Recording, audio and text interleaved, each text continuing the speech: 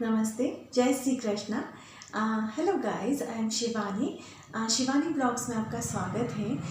Guys, आज मैं आपके लिए जो टॉपिक लेकर के आई हूँ वो योग से रिलेटेड है कि व्हाट इज़ योगा। आज की लाइफ स्टाइल में हमारी जो लाइफ स्टाइल होती है वो इस तरह की होती है कि हमारे जो ह्यूमन बींग्स जो है, ह्यूमन बॉडी है, उसमें बहुत सारी प्रॉब्लम्स आ जाती हैं, फिज़िकली, मेंटली, इवन हमारे रिलेशनशिप में भी। आगे अभी तो मैं आपको जो बताने वाली हूँ वो ये है कि योग क्या है, बट आगे जो मैं और भी वीडियोस बनाऊँगी वो डिसीज़ेस पर होंगे कि हम अपनी डिसीज़ेस को कैसे ख़त्म कर सकते हैं योग के थ्रू, और किस तरह से हम योग के द्वारा अपनी लाइफ स्टाइल को बहुत आसान और बहुत ही हैप्पी रख सकते हैं, बहुत ही अच्छी हम अपनी लाइफ स्टाइल को बना सकते हैं। सो गाइस, आज का मेरा जो टॉपिक है वो है योग। योग क्या है? तो जो प्राचीन समय में जैसे कि योग के बारे में आप सभी लोग जानते हैं कि योग बहुत ही प्राचीन समय से चला आ रहा है, और योग के बारे में बहुत ही पुराने समय के जो ऋषि मुनि थे वो लोग योग के द्वारा ही अपने शरीर को, अपनी बॉडी को फिट रखते थे, अपने मन को कंट्रोल में रखते थे, और किस तरह से वो अपनी लाइफ स्टाइल को जीते थे। बट वो सिर्फ ऋषि मुनियों तक ही सीमित था। पहले भी जब पुरानी खुदाई हुई थी हड़प्पा और मोहनजोदड़ो और हड़प्पा संस्कृति के समय में जब खुदाई की गई, तो उस खुदाई में भी भगवान शिवा और पार्वती और कृष्णा के जो मूर्तियाँ निकली, उनसे भी हमें पता चलता है कि योग सिर्फ इंसानों तक के लिए नहीं था, ये भगवान से शुरू होकर के इंसानों पे आया है। मतलब खुद भगवान खुद भी आज भी प्राणायाम, योगा उनके द्वारा अपने शरीर को स्थिर रखते हैं। सो गाइस, मैं चाहती हूँ कि आप लोग भी अपने बॉडी को, अपने मन को योग के द्वारा कंट्रोल करें और एक हैप्पी लाइफ स्टाइल जिए। सो गाइस, मैं बताना चाहूँगी कि योग क्या है। पतंजलि के अनुसार, पतंजलि जो महर्षि पतंजलि हैं, उन्होंने योग की जो परिभाषा दी है, उन्होंने कहा है योगश्चित्त वृत्ति निरोधः। इट मीन्स कि योग जो है अपने चित्त की जो वृत्तियां हैं, चित्त की जो चंचलताएं हैं, उनको रोकने का, उनको निरोध करने का, उनको रोक करके जब हमारी बॉडी में बहुत सारे गाइस, मैं आपको एक एग्जांपल के थ्रू बताती हूँ कि हम जब भी कोई चीज़ को देखते हैं या समझते हैं तो हमारी बॉडी उसी पे कंसंट्रेट करती है, हमें इधर उधर की चीज़ें फिर दिखाई नहीं देती। जैसे कि आप अगर किसी भी चीज़ पे कंसंट्रेट कर रहे हैं तो वो आपको वही चीज़ आपको समझ में आएगी और उसी चीज़ पे आपका फुली कंसंट्रेट होगा और आप उसी चीज़ को समझेंगे। और उसके अलावा अगर आसपास भी बहुत सारी अगर वॉइस आ भी रही होंगी, देन तब भी आप उनको अवॉइड करेंगे और उन्हीं पे ही लगे रहेंगे जिस चीज़ में आपको माइंड लग रहा है, कंसंट्रेशन जहाँ पे आपका हो रहा है।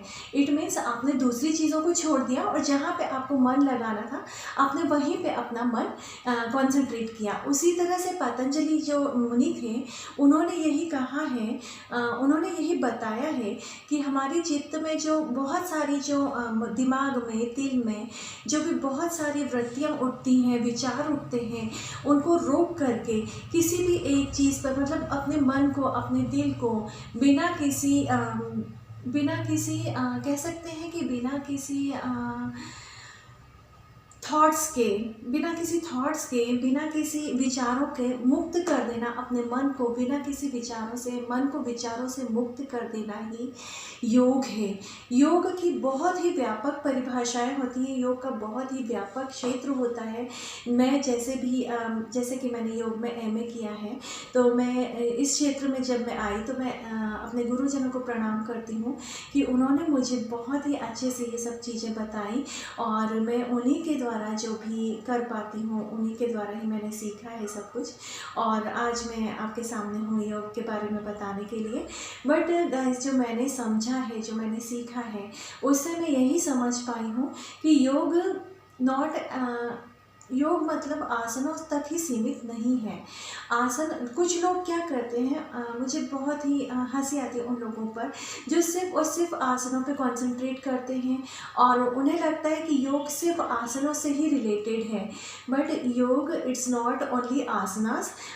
ये तो आसन तो एक मार्ग है परमात्मा तक जाने के लिए, मतलब समाधि तक पहुंचने के लिए। जैसे कि पतंजलि में बताया गया है कि योग के अष्टांग योग के 8 नियम होते हैं, 8 जो योग होते हैं, योग मार्ग होते हैं कि योग मार्ग पर हम कैसे चल सकते हैं। तो उनमें बताया गया है कि यम, नियम, आसन, प्राणायाम, ध्यान, धारणा, समाधि, अंत तक समाधि तक पहुंचने का ये एक मार्ग है। योग जो है संस्कृत के युज धातु से बना हुआ है। युज धातु, युज का मतलब होता है हिंदी में जुड़ाव या लगाव, किसी भी चीज़ से जुड़ाव महसूस करना, अपने मन का अपने आत्मा का मन से और आत्मा को परमात्मा से जोड़ने का जो एक प्रोसेस है उसको ही हम योग कहते हैं। मतलब जो आखिरी तक जब हम अपने मन को, अपने शरीर को प्राणायाम करने के लिए जो साधते हैं उनमें आसनों का बहुत ही ज़्यादा इम्पोर्टेंस है। आसन हम सिर्फ इसीलिए करते हैं कि हम अपने बॉडी को कंसंट्रेट कर पाएँ, हम अपने मन को कंसंट्रेट कर पाए कि हम प्राणायाम में अपना पूरा माइंड लगा सकें। प्राणायाम, कुछ लोग प्राणायाम में ही अटक जाते हैं क्योंकि प्राणायाम में करते करते धीरे धीरे उन्हें कुछ ऐसे लक्षण प्राप्त होने लगते हैं, उन्हें कुछ ऐसी चीज़ें दिखाई देने लगती हैं जिनमें उन्हें सिद्धियां मिलने लग जाती हैं। सो गाइस, मैंने जो अपने कोर्स में पढ़ा है, अपने सिलेबस में पढ़ा था वो यही था और मैं भी अपना मेडिटेशन करती हूँ तो मुझे भी कुछ पूर्वाभास होता है चीज़ों का कि मेडिटेशन का यही एक, अभी मैंने फर्स्ट लेवल भी क्लियर नहीं किया एक्चुअली क्योंकि ये धीरे धीरे बढ़ता है, ये लेवल टू लेवल बढ़ता है। जैसे जैसे हमारी एज बढ़ती है, जैसे जैसे हम इन लेवल्स को क्लियर करते हैं, पार करते हैं, हम धीरे धीरे समाधि की अवस्था में पहुंचते हैं।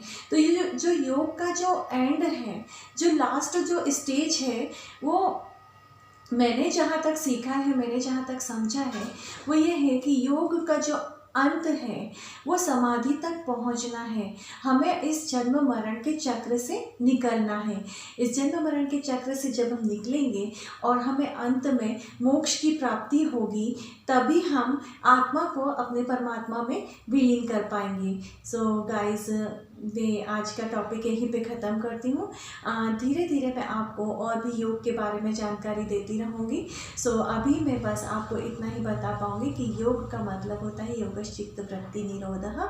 योग चित्त की वृत्तियों को निरोध करना, आसनों से अपने शरीर को, मन को कम कंट्रोल में करना, धीरे धीरे प्राणायाम स्टार्ट करना, प्राणायाम पे अपनी सांसों को, अपने जो इनर और आउटर जो सांसें हम लेते हैं उन्हें किस तरह से छोड़ना है, किस तरह से लेना है, ये सभी चीज़ें बारी बारी करके मैं आपको अपने अगले वीडियोस में बताऊंगी। सो गाइस, आज का मेरा टॉपिक आज आपको कैसा लगा आप मुझे बताइए, और अगर आपको मेरा ये वीडियो पसंद आता है तो प्लीज़ इसको लाइक कर दीजिए, उसको शेयर कर दीजिए। और मैं योग के बारे में बहुत सारी बातें आपसे डिस्कस करूँगी और बहुत सारी डिसीज़ेस जो हैं, बीमारियां हैं, उनके बारे में भी मैं आपको बताऊँगी कि किस तरह से वो क्योर की जाती हैं। इवन हमारे जो रिलेशनशिप होते हैं, जो टॉक्सिक रिलेशनशिप हो जाते हैं, जिनमें सुधार की कोई गुंजाइश भी नहीं होती है, उनको भी किस तरह से आप सुधार सकते हैं, किस तरह से आप अपना जीवन योगमय बना सकते हैं, किस तरह से आप अपना जीवन हैप्पी और हैप्पी लाइफ स्टाइल जी सकते हैं, ये सभी चीज़ें मैं आपको धीरे धीरे बताती रहूँगी। सो आप मेरे वीडियो में बने रहिएगा और मेरे इस वीडियो को प्लीज़ लाइक और सब्सक्राइब कर दीजिए ताकि मेरे आगे आने वाले वीडियोज़ भी आप देख सकें। सो आज के लिए बस इतना ही। So thank you so much, bye bye.